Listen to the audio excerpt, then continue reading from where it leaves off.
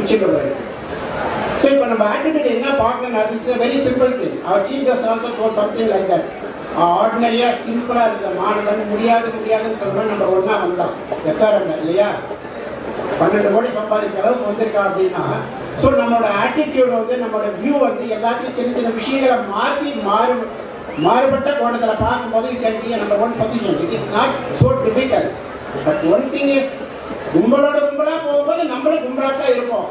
என்னான்னு பக்கத்தில் இப்படி திரும்பி பார்த்தீங்க, something is waiting for you because you are all unique.